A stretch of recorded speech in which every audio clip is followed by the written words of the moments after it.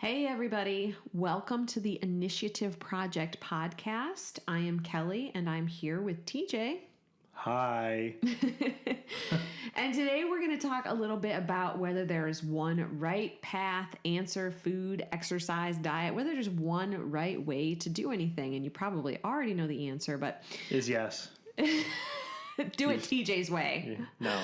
Yeah, don't eat anything and do a lot How of about running. Eat grass. Wait a minute. No, I'm going to say this wrong. Eat more, exercise less. Oh, nope. Sorry. Other way. Eat less, exercise more. Eat more, exercise less.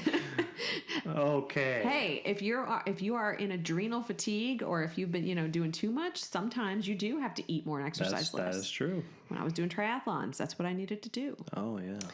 So how are you doing, TJ? What's new? I'm tired. You just started a new job. So. Well, I started a new job. Well, the job's not bad. It's just Levi did not sleep very well last night. Oh. And we have to use like one of those noise Yep. things. We used one for years. Because we had the AC going for the summer, and one night he was like up every 3 hours. And and Charlie's like, what the heck? Why is he up so much? So we got a noise thing on the iPad, ready to go. He's sleeping a little later, not too much later, but What time does he get up? 6 o'clock usually. Okay, well that's really not too bad. No, it is bad for Johanna. She doesn't want to get up that early, so I get it. she wants to sleep till like 8 o'clock sometimes, which is fine. But I'm leaving by 6:30, so Right. Aaliyah was a 5:30 baby. nice. Yeah. So, and now of course she can sleep a little bit later than that, but Doesn't she sleep till like noon? No. Well, just the one time you were here and she slept forever, but that was a little out of the ordinary. I think she had stayed up really late the night before. Okay. So, because we're those parents who are like, you just go to bed whenever. She's only what, 7? No, she's 9. 9? Yeah, she's 9. But wait till she's a teenager. She'll be sleeping till noon. Well, she probably will be. So I think she might have gotten her daddy's sleep gene, which I really wish that I could get. I mean, recently I've been waking up at 3:30, and I can't go back to sleep. So I just get up. That sounds miserable. It is kind of miserable. That's miserable. The strange thing is that by the end of the day, though, I don't feel overly tired. So I'm wondering if maybe I'm just getting enough sleep. Man. And actually, that sort of brings us into this topic a little bit because, that's one of the questions that I get asked a lot by people is there a right number of hours to sleep? Or, is it 8 hours or is it, and, there's all these studies that show, you need between 7 and 8 hours of sleep if you're an adult. But I've known some people who seem to be perfectly healthy. I feel like I function better on 6. Yeah. And I think if you pay attention to how you feel. Now, if you're struggling through your day and you're only getting 6 hours of sleep at night, then, it may be something that you need to look into. Right. But I don't feel like I'm struggling. I have a ton of energy all day long. I don't have a slump at all. I'm usually ready to go to bed by around 9:30, 10 o'clock. I feel very normal. But yeah, I'm waking up 9:30, 10, man. That's not like old people yet. That's like 8:30 is like old people, isn't it? Or like 7. Like my father-in-law goes to bed at like 6. Yeah. He's like, I'm tired. 6 o'clock. I'm like, what are you talking about? I'm not quite on old people bedtime yet, but I gotta say I am on old people eating schedule. That's like okay. If I had it my way, I would eat dinner at 2 or 3 in the afternoon. Oh my! Like a big dinner at 2 or 3 in the afternoon. That's crazy. And then that would start my overnight fast because when I go to bed, if I've eaten too much at 6 or 7 or 8 p.m., oh my gosh, I get reflux. If I try to lay down, I can't sleep. Well, then maybe you should start eating. Finish your eating. What time? Your daughter comes home at like 3 o'clock? No, she gets home at like 4:30. So yeah, 4:30. Eat at 5. You're good. Honestly, I try and have dinner on the table at 5:30 when Mark gets home. Yeah. And so that we are not eating too late. And I just despise eating at 7 or 8 or 9 p.m. Yeah, I think it's pretty late. Can't do it. So, is there one right way, path, answer, food, exercise, or diet? TJ, I mean, you're a trainer. So, I mean, do you get any Sometimes. of these? Sometimes. Do I get those questions? Yeah, every time someone, well, at my old job, people would bug me all the time about it, but at my new job, no one asked me. They don't know that I was a trainer, or I am a trainer, whatever. But yeah, everybody would ask me, what's the newest thing? What's the best thing I could do? And I just give them the same answer every time. Right. Like, Look it up yourself. Right. Decide for yourself. What's the best form of exercise? What's the best diet? What's the best? And I think you recently did a solo podcast for Yeah, just this past Monday. And you were talking about recalibrating, yeah, because right. So what I did before I took that break, I did I worked out 5 or 6 days a week, and I ran every morning, or I did something, and I was just like beat up. So I haven't started running again. Well, I ran Monday, but I think I'm only gonna do 3 workouts during the week at the gym, and then run every day. Right. Which I think is going to be way better. Why did you decide to do that? One, it's the new job, so it takes me 40 minutes to get to Medina to go to the gym. And 2, I think it was just way too much. Right. So you are recalibrating in an effort to I still want to do well, still want to hit my goals, but let's see if I can do it with not as much on my plate. You're right. Your life was changing. Your life is changing, right? Yeah, especially when the new baby gets here. Who knows if I'll have time to work out, so. Yay! Yeah. New babies! Yeah. That's awesome. Congratulations. Yeah, fun stuff. So, I mean, here's the thing. When people want to know if there's the right way or if there's one right way to do things, the answer is not really, because, and for me, when somebody asks me some of that, I'm like, I really don't know. I don't know what's best for you or him or her. And it usually depends on all of these different factors. So it can depend on everything from age. So do you think, when it comes to age, do you think your exercise program is going to look different than your teenager's exercise program? Yeah, because I want to bury them in the ground. Right. Right, but I mean, it's like we're expecting this answer of what's the best. I think we expect to be able to do the same things we did 10 years ago. Right. Yeah. I'm not 19 anymore. I'm almost 30. I'm constantly going through this with women and their bodies, because I work mostly with women over the age of 35 and 40. And a lot of them are going through menopause, or they're premenopausal, or they're through menopause, but they have like this extra 10 or 15 pounds that just won't go away. And I have to kind of gently tell them that your 40-year-old body is going to be different than your 30-year-old body, which was different than your 20-year-old body, which was different than your 15-year-old body, and your 60-year-old body is going to be different than the one you've got right now. Right. So, everything changes. So age is a factor. Gender is a factor. So a guy's eating plan is going to be different than a woman's eating plan. Yeah, we can eat more. Right. So again, there's no one diet, one exercise program. Gut bacteria, something as funny as that. Gut bacteria, everybody has a different microbiome. Yeah. We process foods differently. Yeah, which is crazy. Yeah. I mean, and they're just getting into that science too. It's not even. I know, it's only fascinating. Like 5 or 6 years old. And I keep thinking about us doing a podcast about the gut microbiome, and I haven't put one together yet because it's so in depth, and I should probably have you do it. Oh, thanks. Because feels great. It'll be shorter. Yeah, it'll be shorter. No, that's great. No, you should do it because it'll be longer, and that's great. Yeah. If it would be, I'd be like, gut microbiome. This is what it is. This is the initiative project, and we're done. That's how long it would be. You have microbes in your poop. Basically, that's what it is.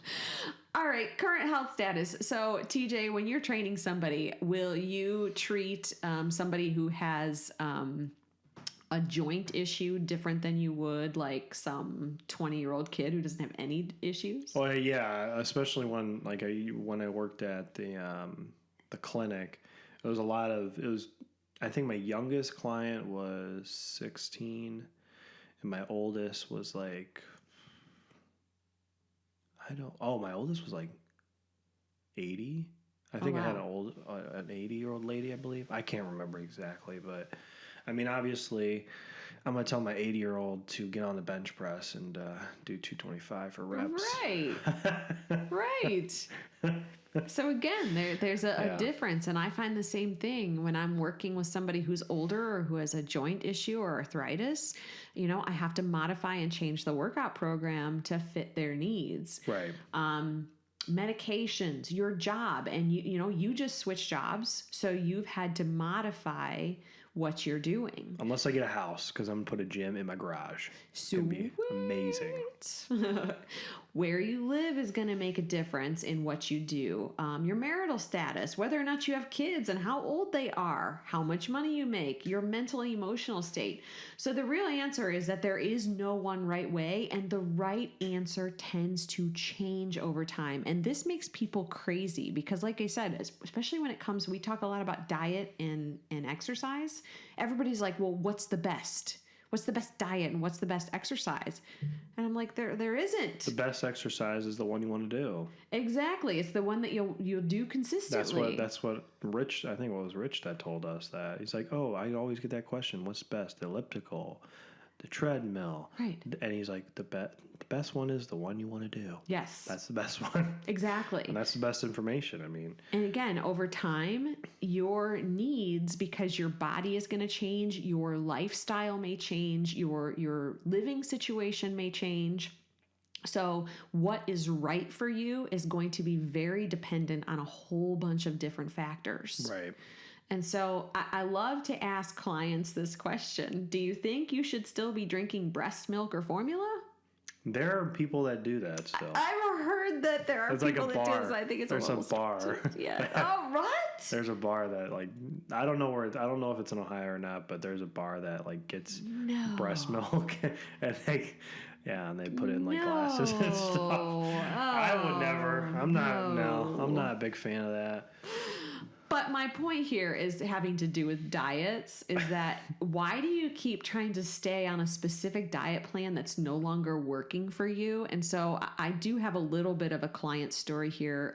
She was on keto, and she had done keto for over a year, she and her husband, and they had lost weight and they'd done really well on keto. And I was impressed because she was the first person I'd ever met that had done strict keto for longer than a month or two. Oh, wow. But she was having some major issues with the diet. So she was, every time she would eat, she would have horrible stomach cramps. Well, didn't we say that women shouldn't do keto?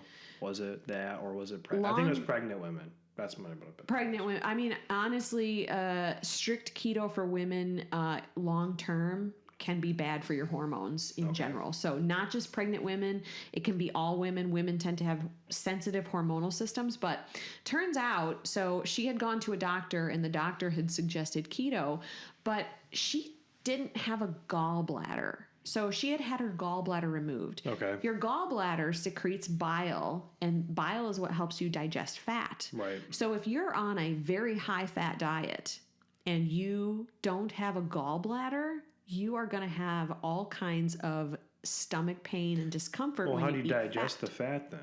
Just goes right through you? Yeah. Okay. So basically, every time disgusting. she would eat her high fat keto diet, suddenly she's having all of these digestive issues, and she was so afraid of eating carbs. And so, but I told her, I'm like, I think you need to, this is not working for you. And she was tired, her hair was falling out. But here's the thing, here's what she told me. She said, I've spent so much money on this diet. I spent so much money on this doctor. I've spent so much time and put so much effort into keto. She's like, I don't know if I'm ready to stop doing it. Sure. So she was so invested that she couldn't, she was unwilling to listen to the signals her body was sending her that it was time to make a change and that this wasn't working for her.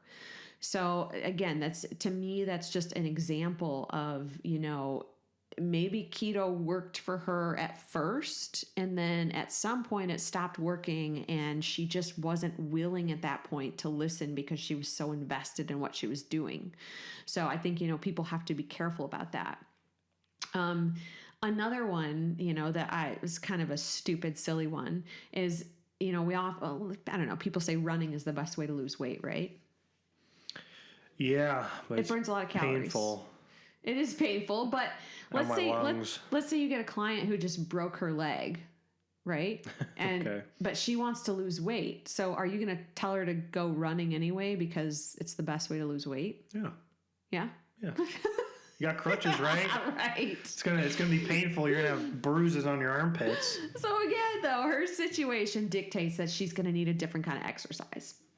So this is sort of like why I got into the realm of mindful and intuitive eating, and not just the eating portion of it, but just being mindful of all of the different situations and things in your life that you may need at different times. So when you pay attention, though, to what your body and your brain are telling you, what your emotions are telling you, it will let you know what's right.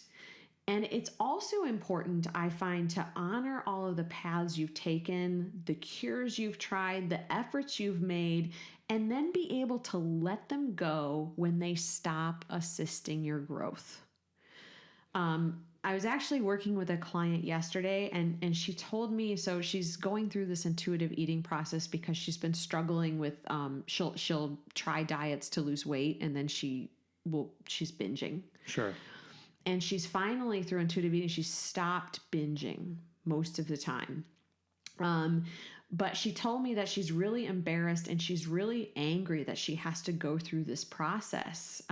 Like she's basically fucked herself up so bad in the realm of eating, and she's just angry that she has to go through this to eat normally again. Okay. I mean, if you've been doing it, if she's in her 40s or whatever, and she's been eating however she wants for so long, it'd be kind of hard to relearn like the signals and everything again. It's almost like starting from scratch, which would be like, why do I have to do that? Right. I'm an adult. I can do whatever the hell I want. She's mad that she has to relearn this stuff. And I think she's mad at herself. She's mad at society. She's mad at all the people who told her that she needed to lose weight and diet and do all these things. And unfortunately, when it comes to diets, because diets tend to tell you what, when, and how much to eat. Right. They very efficiently cause you to ignore all of the signals that would come from your body of, like, hey, I'm hungry right now. It's not noon, so it's not necessarily a time to eat. Right. But, and people hem and haw like, well, I'm really hungry and I could eat right now, but I'm not supposed to eat right now. And it's like, not noon. Right. Right. And so again, my response to her, though, was that, this is just part of your journey that you have to accept. And, so what happened in your past, all of the diets you've been on, you have to acknowledge that a lot of that caused the trauma that you're experiencing with food now. And you have to sort of accept that. And then you have to accept the process that you're doing right now as a part of your journey forward. And it is what it is. So anyway, I took sort of a thing from Janine Roth's book. And if the people listening to this podcast, if you've ever struggled with food issues or, you're sick of the diets, I highly recommend reading Janine Roth's books. And the one I'm referring to in particular is called When You Eat at the Refrigerator, Pull Up a Chair. It's a hilarious book, but the stuff that she says in this book it really hits home for people who have dieted all their life and tried to lose weight and failed 1,000 times. So anyway, she basically says, when something is no longer working, be willing to course correct.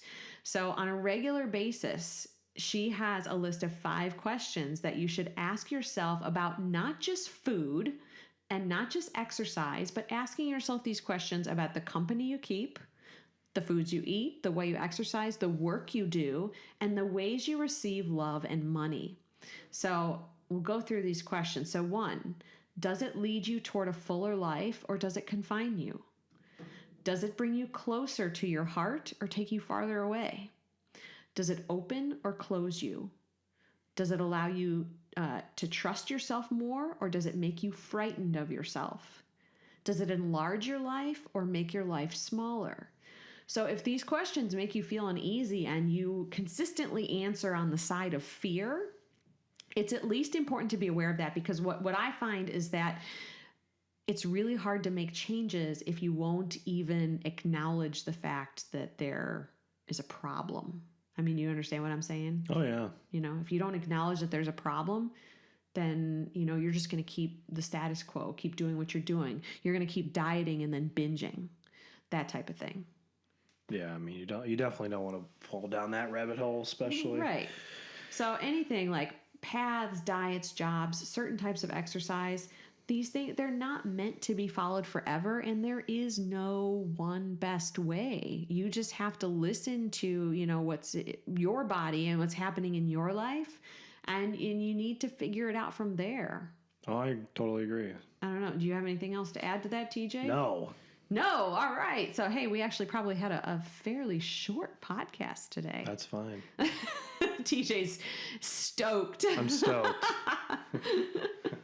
All right. Well, hey, thanks for listening. And I don't know if you're so good at the outro. So you do goodness. it. You do it. This is the Initiative Project Podcast. If you have any questions, please email us or follow us on Instagram or on Facebook. And if you haven't submitted questions, because I know that you haven't, do it now. I know. We need questions. We need good questions. All right. See you next time, guys. Bye. Hey, everyone. This is TJ and Kelly with the Initiative Project Podcast. If you like what you heard, please like, comment, and subscribe. And if you have any questions you'd like us to cover, please email us at initiativepodcast@gmail.com. See you next time.